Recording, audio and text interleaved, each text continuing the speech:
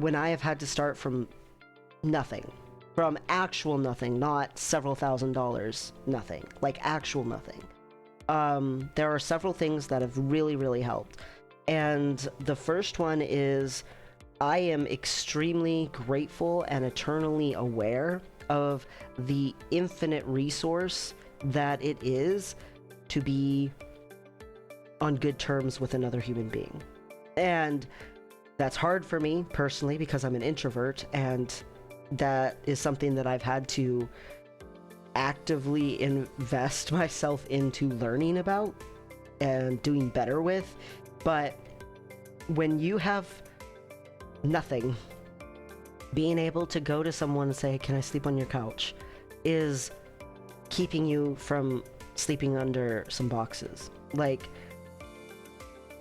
being able to say, "Hey, can I come to your house?" means the world. It is such a massive difference than I spent a lot of time outside when I was little, and some of it was for negative reasons.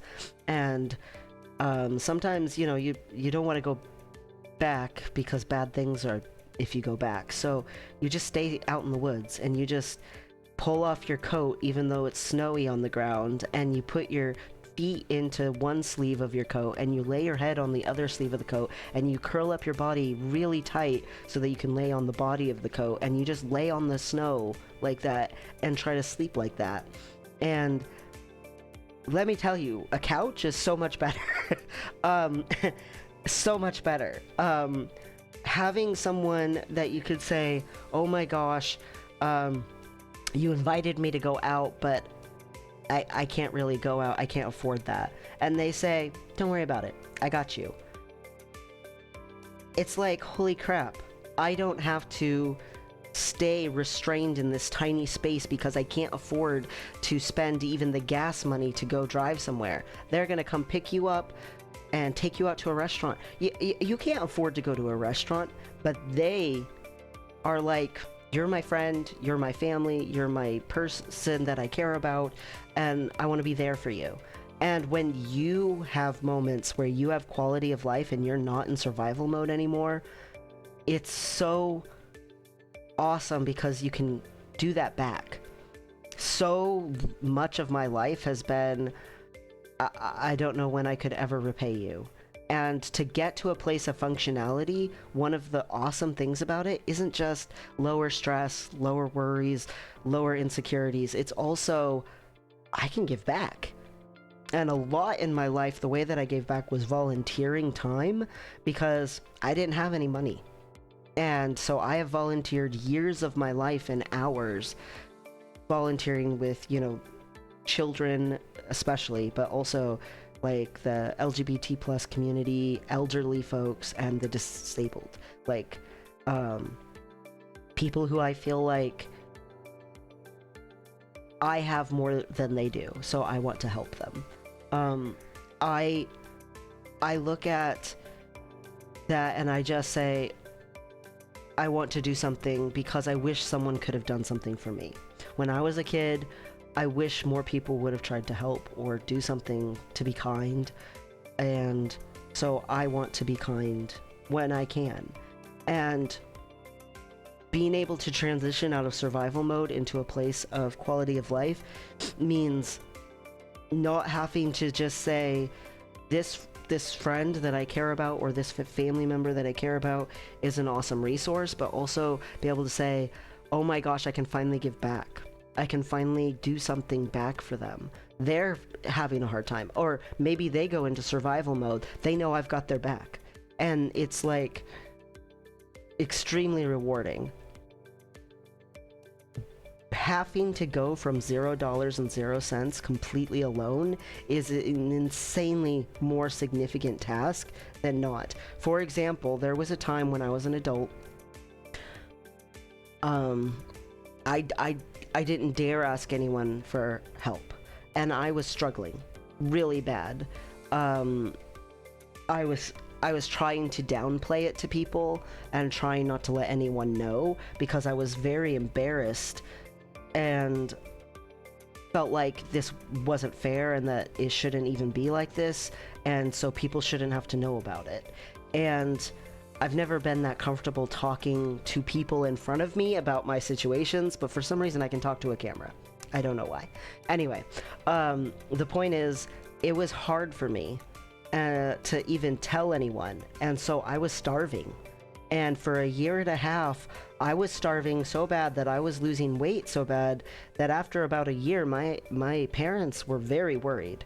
And they started giving me like boxes or baskets of food once in a while, just being like, here, I feel like you need to put on a little weight. You need to, you know, gain a little. And I didn't live with my parents. I didn't live right next to my parents. But when I would visit them, they'd be like, oh, you're so skinny. You know, sometimes sweet, like grandmas and stuff, they're like, oh, I must feed you, you're too skinny. It wasn't that kind of sweet, you know, like lovable grandma kind of, you're too skinny. It was like, do you need to see a doctor? You've lost so much weight. You don't even look like yourself anymore. It's hard to recognize you. And they didn't know, but every other day I ate a pack of ramen because that's what I could afford. And then on the weekend I ate one meal and made it like an actual meal. And that was what I could afford to do. So I was starving. And the meals that I ate on the weekend were usually from the boxes of food that my parents gave me, you know, mac and cheese boxes and stuff like that. I was getting like basically no nutrition. And finally I got a girlfriend, and the girlfriend finally was like, man, you just don't eat. And I was like, well, I can't really afford a lot of food. And I finally told someone after a year and a half. I suffered and suffered and suffered. And she was like, well, you need to get on food stamps.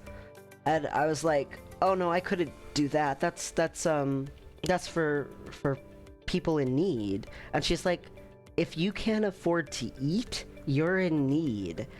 And I was like, oh, I have to accept this. I have to accept that I'm not doing well. I have to accept that I'm struggling. And I have to accept that if I carry on this way, it's only going to get worse.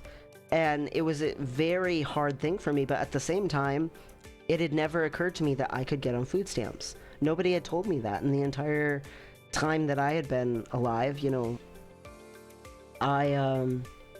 now it's called SNAP, but so she convinced me to go get food stamps. I obviously was a little more resistant than what I'm describing, but I'm trying to shorten it a little.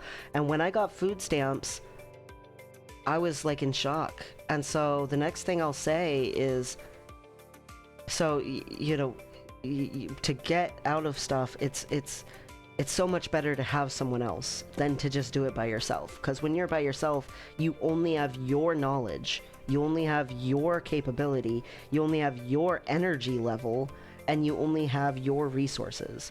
When someone else is there or present or part of your life, you also gain their knowledge. You also gain their, you know, it's more than just the comfort of having someone else to talk to or to be part of your life. It's so much more than that. It's like your whole universe expands and becomes more expansive because that person has their own experiences and understandings to add to your own. You're not on your own anymore.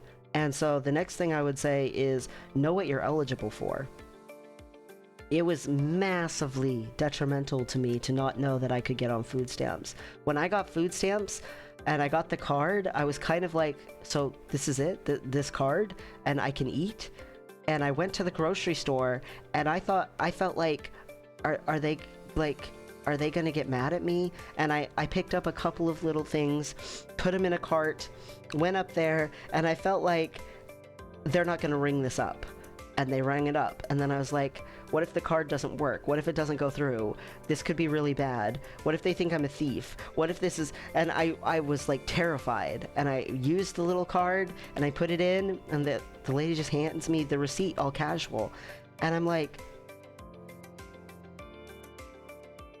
in shock, right? Just in shock. And I put the food in the cart and I start walking out and I'm like, is someone gonna stop me? Is someone gonna keep me from having this food? Like, I didn't pay for this. Did I? I was so, like, deliriously starving, so my brain processing was probably not that high, but also just insanely grateful.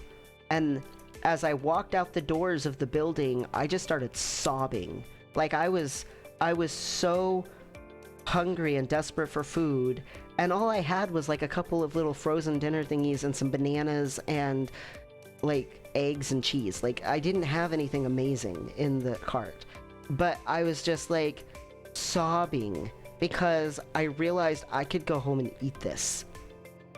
And the next time I came to a grocery store, I could use this card again, and I could take that home and eat it too. And it was just a shock to me that I could have been doing that the whole time, and that there was help, and that I hadn't known I was eligible. I say in multiple videos because I don't know if someone only watches one single video I ever make. And so if you've heard this before because you watch a different video of mine, sorry, but not sorry, because if you don't know, if you have a low income, you are eligible for programs that can help. And your income, you might think, oh, well, maybe I earn too much. Even if you earn too much for full SNAP benefits, you can get partial benefits. Maybe you earn too much for full-blown Medicaid, but you could get on to the Affordable Care Act or something. You know, a lot of doctor places have sliding scales now. A lot of mental health professionals and psychologists and stuff do sliding scales now. The YMCA has, you know, hey, you have a low income, here we'll do a sliding scale for the cost of you having a membership here, and you can bring your kids. And like, there are programs for first-time home buyers from the government and from, you know, specific programs. Google this stuff. Please, please, please know what you are eligible for. One of the biggest things that helped me get back on my feet from that situation was the fact that I could eat. Once I started having some nutrition, I started having more energy, and I started being able to feel like I was capable of doing more. I had been working a part-time job and barely able to function, and I was able to move up to a full-time job because I had food. Just food. It can make such a massive difference. Know what you are eligible for. I can't stress that enough. It can help you get from survival mode into quality of life. And you might not be on the SNAP for forever. There's actually been times in my life where I started earning enough that I could proudly say, hey, I can't be on food stamps anymore, so you don't have to give that to me anymore, and I hope it helps the next family. And then there's been times in my life where I was like, I have to get back on food stamps. It happens. Sometimes it can happen. It's a lot less likely to happen if you're not constantly more comfortable in survival mode. I think part of the reason I fell back into struggle as many times as I did was because I didn't think I deserved more than that. I didn't think that life could be more than that. I was expecting that to happen, and so I didn't see opportunities for it to not happen. And I was very oblivious to a lot of things that could have made it easier for me.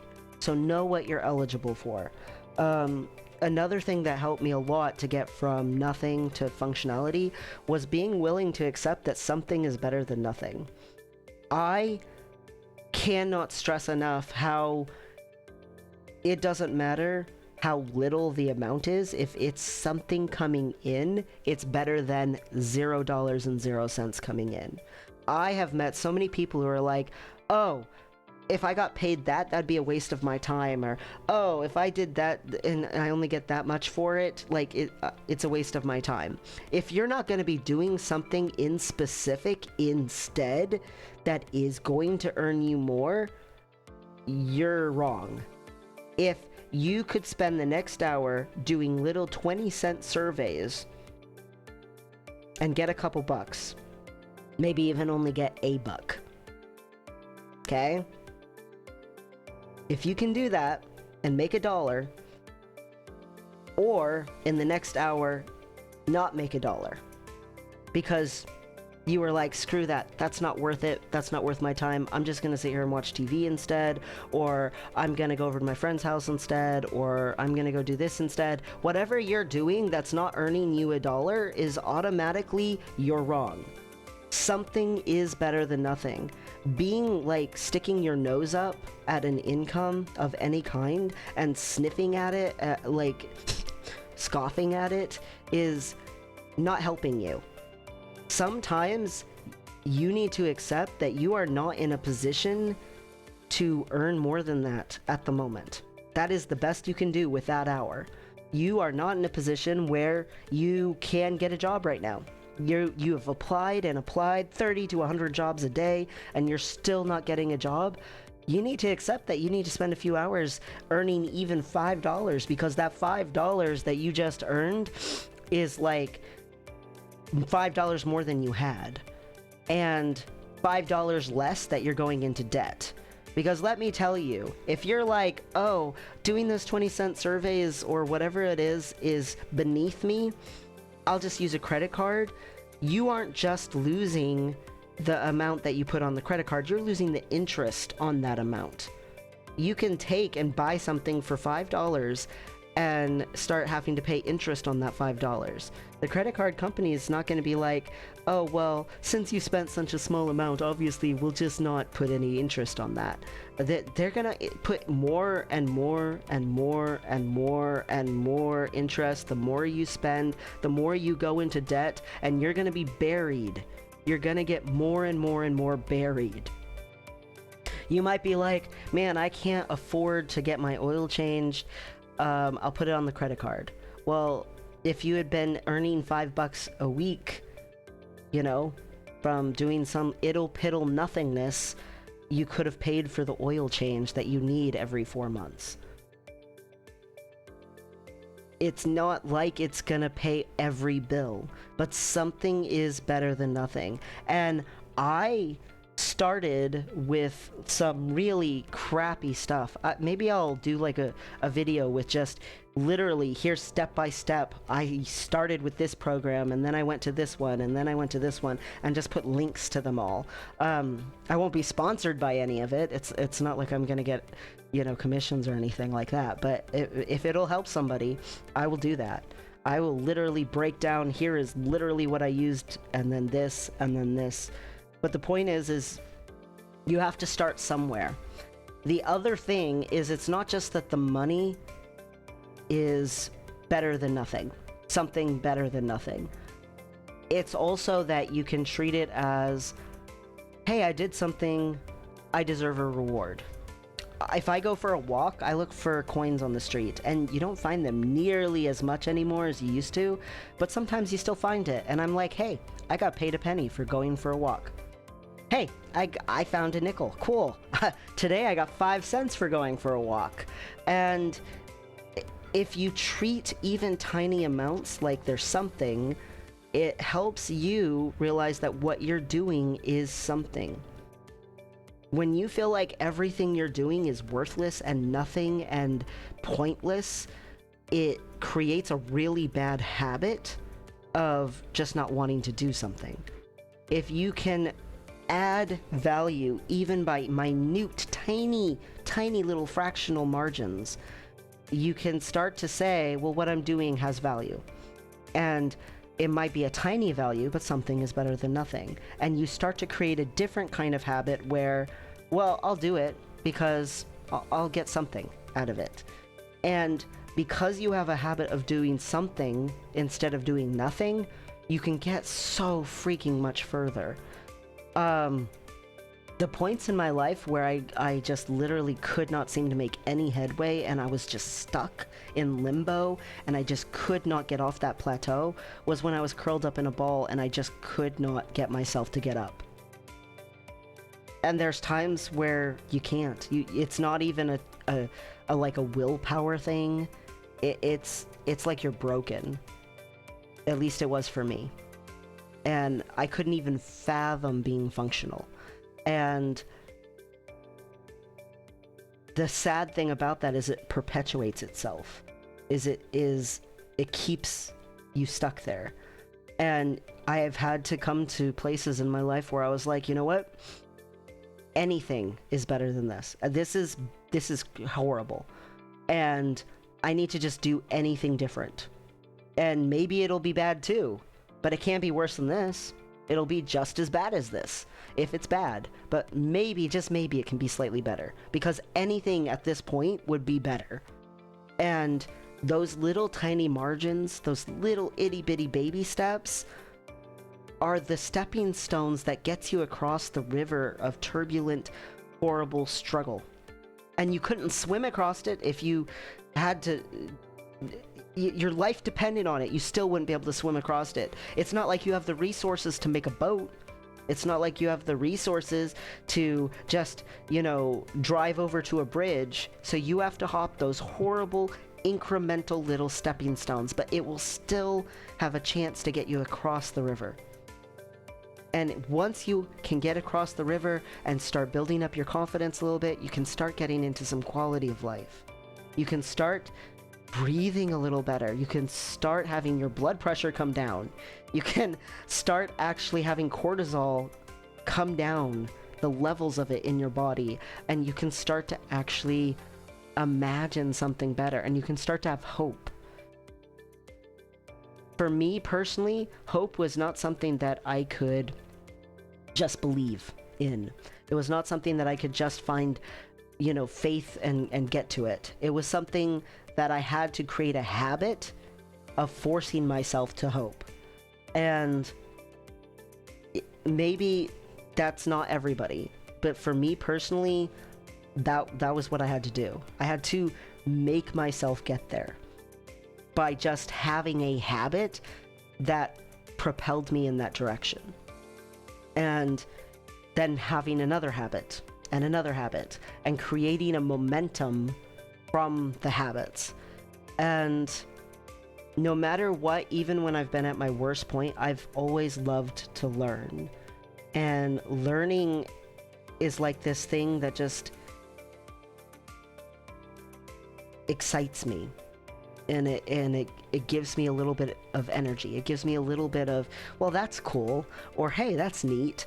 And thinking something could be cool, or something could be neat in the world, and that I could learn about it is like something that I have had to cling to before. And sometimes the only reason I could get out of a bed was because, well, I finished this book. I need to go get another one. Because I want to learn. I need to learn. If I'm not learning something, what's even the point? And learning can really fostering learning can really help in life. Like, there's been times in my life where the only reason I got through it was because of reasoning it out and trying to think about reality. A lot of times when we're in a really bad spot, like when I was starving, I didn't want to tell anyone because I didn't actually want to tell myself. I didn't want to accept it myself. So I lived in a half delusion. And it's not like a full-blown lie. It's like confabulation. It's slightly changing the narrative to make it more acceptable, to make it more tolerable. And getting to a point where you can be fully honest and upfront about what's happening really is a massive thing, because any stepping stone that you step on that's based on truth, it might be really hard to face the truth, but it's not going to rip out from under your feet the way that deception does. You don't have something solid to stand on if you're not basing that in the truth. And so deceiving ourselves or lying to ourselves or just not facing reality just keeps us there in a prolonged state of survival mode. And it's meant to be temporary. It's not meant to be your whole entire existence. It's an inescapable truth in life, as far as I can tell, that survival sometimes happens. But it's not gotta be permanent. And if it has been permanent the whole time, maybe you need better people in your life, or any people in your life. And that means being vulnerable. That means opening up to people. That means actually, if you're someone like me, if you're an introvert like me, that means a lot of energy loss. And you might already be exhausted, so that seems like a lot. But you might just outright need better people in your life because you don't have all the answers, and neither do they. But the sheer volume of answers that they have, added with the volume of answers that you have, might just be enough answers to get you to the solution to your problem. You need to know what programs you're eligible for, because there is like services out there. There are things out there that you can be part of, and yes, you have to sign up for it, and yes, it's embarrassing. Sometimes you feel ashamed, but shame is your enemy. Shame will keep you stuck. It will not propel you forward. Shame is like an anchor tied to your leg, and you're trying to walk along and drag it. At a certain point, you gotta realize that if you're living in a functional place and you're living with some quality of life, you're not gonna be living with an anchor being dragged around. Being able to run around freely and be happy is not compatible with, I've got a giant anchor attached to my leg. Shame is your enemy. So, accept what's true. Accept that you're not okay. Accept that the reality is that you are in a place where you need help. Sign up for stuff that you're eligible for. Don't be too high and mighty to accept low pay temporarily. I'm not saying go do a little survey thing for forever, but temporarily until you get something better. Don't say, oh, that's pittance, so I won't do it. Pittance is better than zero. And then doing that sucks. And it can be very motivating to be like, I need something better than this, like yesterday. I will do whatever I need to do to get something better than this. It can be so frustrating to earn so little and to know that you're not capable of earning more than that. And that can be a real motivator to be like, screw it, I need to do what I need to do to be able to earn more than this, to be able to get more than this coming in. Because earning something is way better than going into debt and having interest charged against you just for trying to exist. It's agony.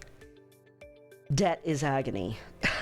Like, it's so bad. The higher the interest, the more you want to get rid of it. Whenever I see anybody with debt and I try to help them with a budget, I've always been super good with budgeting for whatever reason. First thing, a lot of people will be like, oh, well, I need to just pay off whatever, is like my big money, or whatever is like the one that's stressing me out the most. And to a certain degree, whatever's stressing you out the most is a very valid concern, like for sure. But you might be stressed out the most because it just feels overwhelming, not because it's actually the thing doing you the most harm. If you have $1,000 in debt and it's at a 13% interest rate, and you have, say $700 and it's, at a like 32% interest rate, there's a massive difference in which one you should be paying off first. And it's not the $1,000. It's whatever's giving you the worst interest, because the longer that goes on, the more and more your arm's gonna feel like it's being cut short. your reach, your ability to have an expansive reach forward and to be able to get out of survival mode faster is very dependent on having as few obstacles to that as you personally can make. And that's why it's so important to have good habits. Good habits and consistency have gotten me through so many things in my life, have helped me so much in my life. Speaking of stupid survey things, I always tried to do a good job. I didn't speed through them and just random click on the stuff. And so eventually, a few of the survey things I did enough surveys for that particular thing. You know, they started to be like, you're a very consistent person. Do you want to come answer surveys more personally for us? And we'll pay you better. And then that turned into, hey, we do focus groups through this particular company. Would you be willing to go do focus groups for us? Being consistent at doing something well can get you so far. It's like in another video I made where I said be a good tenant, and they price matched when I wanted to move to another place because I couldn't afford it anymore. They price matched the place I had been looking at because they didn't want to lose me as a tenant because I was so consistent. Consistency and good habits can really, really make it so that you are in survival mode a shorter amount of time. Every time I have gotten into I have nothing, I have to come back up from scratch, it has gotten to where I am more and more capable of getting out of it and back into a quality of life. And I feel like it's because of these things, because I know it's meant to be temporary. But you got to be able to have some confidence to be able to do that. And my confidence, unfortunately, comes from a negative place. But if you create good habits, your confidence can come from a better place. If you say, this situation is temporary, I can get through this. This situation is not forever. I might not know the exact end date, but I do know it will have an end date. And I can get to that end date. It gives you a sense of confidence. If you can say, you know what, I've got habits where I'm at least bringing something in instead of losing more. I'm at least aware of programs that I can go get signed up for and I can use to help me. I at least know this person will have my back. If you can say things like that, at least seems like pittance. It seems like pathetic. But at least builds confidence. At least means it could be worse. At least means there could be something far worse. At least means you have somewhere to start. And starting and taking action is such an important thing. So if you are at a place where you are $0.00, if you are at a place where you're technically so far in debt that it's a negative $0.00, it's not meant to be that way forever. And there are things that you can do to get to a point where, believe it or not, right now, even if it might not feel real, it might not feel like emotionally like you can accept that someday you could have quality of life. If you can at least logically accept that technically the odds of quality of life go up if certain things happen, you can start. And starting means getting out of the limbo and past the frustration and the pain and the shame. And it is possible. It's absolutely possible to go from nothing to an actually functional and capable and even prosperous life. Even you can do it. If someone as broken as me can do it, then I honestly feel like almost anyone can. Because it's not supposed to be that way for forever. And I've heard a lot of psychologists and stuff before, I've done quite a bit of therapy, say, oh, don't use the word supposed. You know, that that puts like pressure on things and stuff when you talk about, oh, well, you're supposed to behave a certain way, or you're supposed to make your parents proud, or whatever. I'm not saying it in that way. I'm saying it in that you deserve better. I'm saying that you do not deserve to live like that forever.